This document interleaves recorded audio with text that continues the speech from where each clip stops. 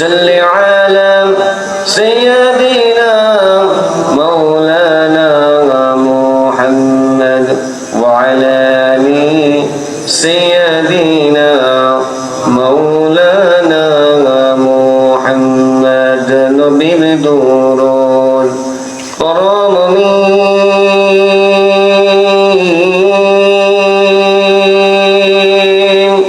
কটি মনো দিল দিয়া ওইনা দরুদ শুনেন নবীজি রওজা পাকে শুইয়া আল্লাহুম্মা সাল্লি আলা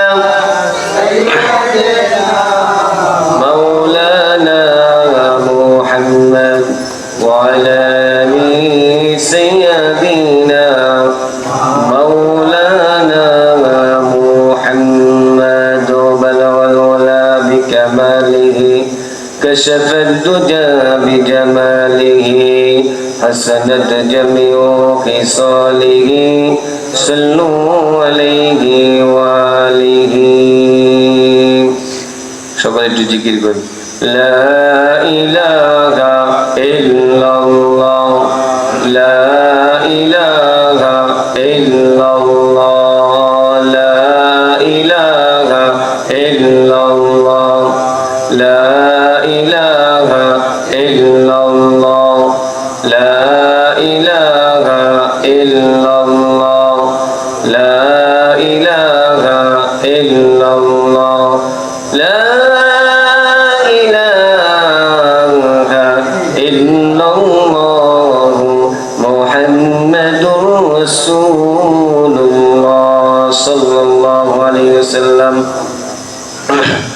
আলহামদুলিল্লাহ। উপস্থিত মুআজ্জাজ মুকাররম উলামায়ে ইকরাম ও আমার সামনে উপবিষ্ট মুরব্বিয়ান ইজম, দূর দূরান্ত থেকে আগত দিনদার ইসলাম প্রিয় সর্বস্তরের মুসল্লিন ইকরাম, আমরা আজকে এখানে কাদরিয়া দরবার শরীফের উদ্যোগে মাসিক দিনী আলোচনা ঈদে মিলাদুন নবী উপলক্ষে আমরা আলোচনা করব। যদি আল্লাহ রাব্বুল আলামিনের তৌফিক হয় তাহলে আমার তেলাওয়াতকৃত আয়াত এবং হাদিসে পাক থেকে দুইটি হাদিস তেলাওয়াত করেছি। আল্লাহর পাকের যদি তৌফিক হয় তাহলে আমি ইনশাআল্লাহ আপনাদের সামনে পরিবেশন করব। যদি আল্লাহ পাকের তৌফিক হয়, ওমা তৌফিক ইল্লা বিল্লাহ। সর্বপ্রথম সেই মহামনিবের দরবারে আমরা কৃতজ্ঞতা জ্ঞাপন করব, যেই মহামনিব আমাদেরকে এই পৃথিবীতে সৃজন করেছেন, আবার আমাদেরকে সবচেয়ে বড় একটা নিয়ামত দিয়েছেন যে আমাদেরকে আখিরি নবীর উম্মত হওয়ার সৌভাগ্য প্রদান করেছেন। কথা বলেন ঠিক কিনা?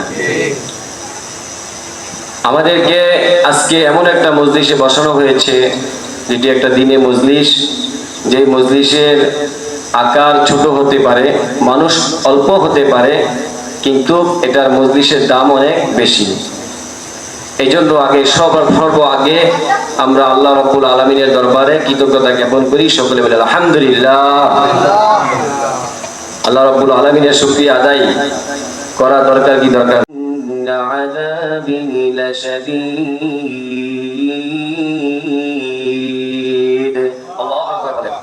আল্লাহ রাব্বুল আলামিন বলেন, দুনিয়ার বান্দা বান্দিরা, যেই সমস্ত দুনিয়ার বান্দা বান্দিরা আমার নিয়ামত পেয়ে আমার নিয়ামতের কৃতজ্ঞতা জ্ঞাপন করবে, আমি আল্লাহ রাব্বুল আলামিন আমার ওই সমস্ত বান্দা বান্দিদের নিয়ামতকে বাড়ায়া দিব। সুবহানাল্লাহ বলেন। আদম আমার নিয়ামত পেয়ে নিয়ামতের শুকরিয়া আদায় করবেন, কৃতজ্ঞতা জ্ঞাপন করবেন। আমি আল্লাহ রাব্বুল আলামিন যতটুকু নিয়ামত দিয়েছি অতটুকু নিয়ামতকে আমি কেড়ে নেব। শুধু কেড়ে নিয়ে ক্ষান্ত হব না, আমি ওই সমস্ত বান্দা বান্দিদেরকে, ওই নাফরমান বান্দা বান্দিদেরকে কঠিন আযাবের মধ্যে গ্রেফতার করব। জোরে বলেন নাউযুবিল্লাহ। তাহলে কৃতজ্ঞতা জ্ঞাপন করতে হবে আমাদের। কথা বলেন ঠিক কিনা? আরেকবার বলেন আলহামদুলিল্লাহ। এই মাসটা এমন একটা মাস যে মাসে আল্লাহর নবী জন্মগ্রহণ করেছেন, আবার এই মাসেই ওফাত হয়েছেন। কথা বলেন ঠিক কিনা? এখন যদি কেউ নবীর জন্মকে অস্বীকার করে সে কি মুমিন হতে পারবে না। ঈদে মিলাদুন নবীর অর্থ কি? মিলাদুন নবীর অর্থ হলো নবীর জন্ম। কথা ভালো করে বুঝবেন। মিলাদুন নবীর অর্থ কি? নবীর জন্ম। আর সিরাতুন নবী অর্থ নবীর জীবনী। তাহলে নবীর জন্ম যদি কেউ অস্বীকার করে সে নবীর জীবনী পাই করতে, কথাটা বুঝতেছেন? তাহলে আমাদের নবীর জন্মকে আগে স্বীকার করতে হবে। এমন কোন ওলামা একরাম নাই যে নবীর জন্মকে অস্বীকার করে। যদি নবীর জন্মকে অস্বীকার করে সে তো নবীর উম্মতি হতে পারলো না, কথা বলেন ঠিক কিনা? যদি নবী পৃথিবীতে আগমন করে থাকে তাহলে না আমি নবীর উম্মত হতে পারবো। তাহলে নিঃসন্দেহে নবী দুনিয়াতে আগমন করেছেন। নবীকে আল্লাহ রাব্বুল আলামিন সবার আগে সৃষ্টি করেছেন, সুবহানাল্লাহ বলেন। আল্লাহ রাব্বুল আলামিন পৃথিবীর সমস্ত কিছু সৃষ্টির আগে, আদম হাওয়ার সৃষ্টির আগে আল্লাহ রাব্বুল আলামিন সর্বআগে আল্লাহ রাব্বুল আলামিন আল্লাহর হাবিবুল্লাহ বন্ধুকে সৃষ্টি করেছেন, সুবহানাল্লাহ।